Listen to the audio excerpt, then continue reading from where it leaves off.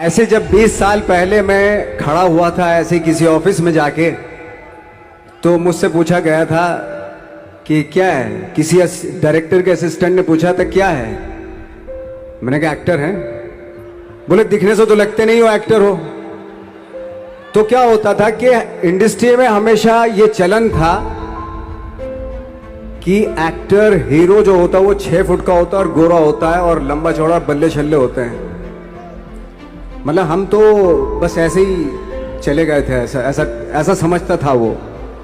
और शिप्रा, मैं आपको यकीन दिलाना चाहता हूं इस चीज का कि मेरे खुद के रिश्तेदारों ने भी, जब मैंने उनसे इच्छा जाहिर की कि मैं एक्टर बनना चाहता हूं, तो उन्होंने भी मुझे डीमोरलाइज किया कि पहले शक्ल तो देख ले अपनी, क्योंकि 5 फुट का छोटा पतला दुबला सा आदमी, काला कलूटा। मुझे खुद को पता नहीं था कि इंडस्ट्री में मेरा क्या हाल होगा, बट एक जिद थी, एक जिद थी। और हजारों लाखों, मतलब सालों साल से इंडस्ट्री में सिर्फ यही चलन था कि एक्टर तो, हीरो तो जो है ऐसा होता है। लेकिन सब ऑड सिचुएशंस के बावजूद भी गए। लेकिन एक चीज मेरे दिमाग में थी कि जो सब कर रहे हैं वो नहीं करना है, तो अलग क्या करूं, अलग क्या होना चाहिए। उसके लिए ट्रेनिंग की जरूरत थी, जो मैंने नेशनल स्कूल ऑफ ड्रामा में आके ट्रेनिंग ली। 3 साल मैंने एक्टिंग की पढ़ाई की वहां पे, और अपनी क्राफ्ट के बारे में समझा कि एक्चुअली इस पर्सनैलिटी में अगर मैं लोगों को इम्प्रेस करना चाहता हूं, उसके लिए एजुकेशन की बहुत ज़रूरत है। या जो भी आप काम कर रहे हो उसमें क्राफ्ट, उसका एक्सपर्ट होना बहुत ज़रूरी होता है। ऐसे ही हवा में नहीं कि जैसा पहले होता था, अरे यार तो बहुत खूबसूरत दिखता, फिल्मों में जाके काम करना शुरू कर दे, ऐसा नहीं। किसी चीज़ को बारीकी से जानना, उसके लिए ट्रेनिंग की, एक्सपर्ट्स की, एक्सपीरियंस की ज़रूरत होती है। तो मैंने ट्रेनिंग ली नेशनल स्कूल ऑफ ड्रामा से, और 2000 में मैं पहुंच गया मुंबई। मुंबई पहुंचने के बाद जब हम किसी ऑफिस में जाते थे, आई थिंक उससे पहले चलन नहीं था बिल्कुल भी। हम लोग गए, जैसे मैंने बताया कि ऑफिस में खड़े हो के, भाई हम एक्टर हैं, काम दोगे क्या? तो बोले पहले हुलिया तो देख अपना तू। तो ये हर बार सुनने के लिए मिलता था, और वो बात भी सही थी, क्योंकि उससे पहले कभी कोई आपने देखा नहीं होगा कोई इतना बड़ा, कोई इतनी सी पर्सनैलिटी का 5 फुट 6 इंच का आदमी, पतला दुबला सा, मरियल सा, कि कभी ये इस तरह के लोग एक्टर भी बन सकते हैं, हीरो भी बन सकते हैं, स्टार भी बन सकते हैं। ऐसा चलन था ही नहीं। मैं कॉन्फिडेंट था बिकॉज ऑफ माई ट्रेनिंग। मैंने ट्रेनिंग ली थी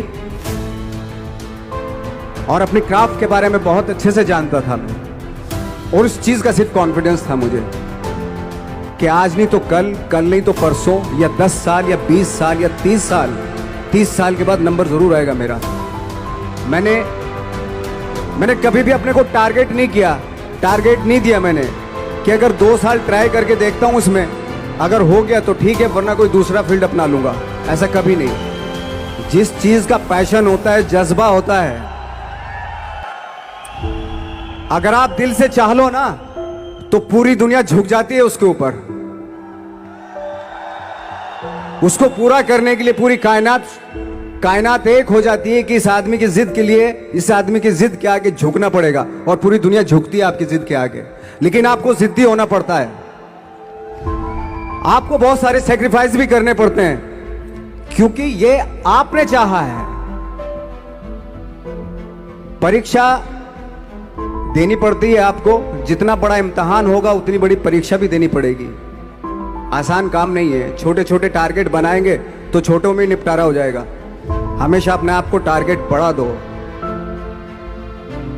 तो उसके लिए हमेशा अपने आप को अनकंफर्ट जोन में डालो, कि जो इम्पॉसिबल है उसको पॉसिबल करने की शिद्दत, पैशन आपके अंदर होना चाहिए, वो हो जाता है।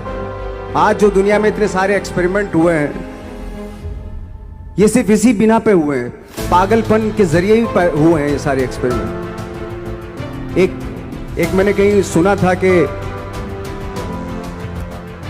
जब आप एक्सपेरिमेंट करते हैं तो फेलियर भी होते हैं, कई बार फेलियर होते हैं। कोई एक एक्सपेरिमेंट करने के लिए, कोई एक चीज करने के लिए बहुत बार हमने भी झेला है, बहुत बार फेलियर हुए हम लोग। लेकिन एटलीस्ट हमें इतने सारे फेलियर होने से इतने तरीके पता चले कि इन तरीकों से सक्सेस नहीं मिल सकती। फॉर एग्जाम्पल, एडिसन ने जब बल्ब का आविष्कार किया तो 100 बार एक्सपेरिमेंट किए अपनी ज़िंदगी में।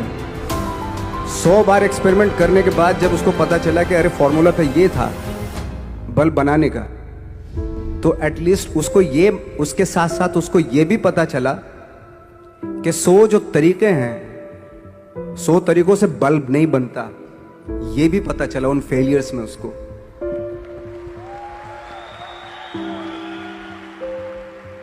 जब हम लोग मुंबई आए तो हमें मालूम था हमारे पास पर्सनैलिटी नहीं है, हमारे पास बैक नहीं है, या हमारे फादर दादा परदादा तो फिल्म इंडस्ट्री में है नहीं, हम ही हैं, तो हमें क्या करना चाहिए।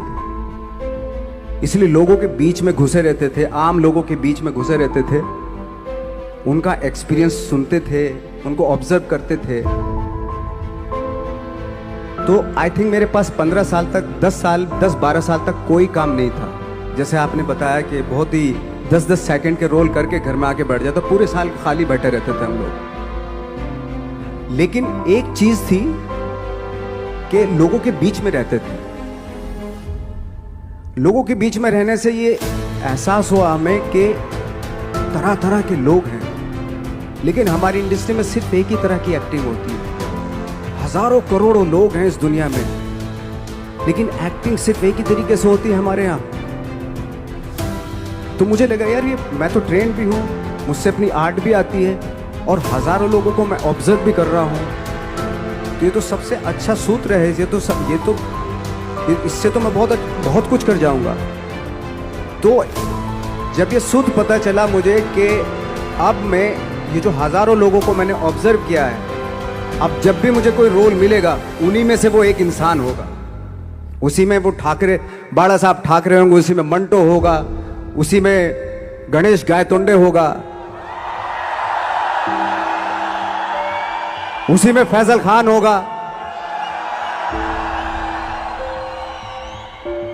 उसी में माजूमदार साहब होंगे। तो इस तरह के, ये कब हुआ?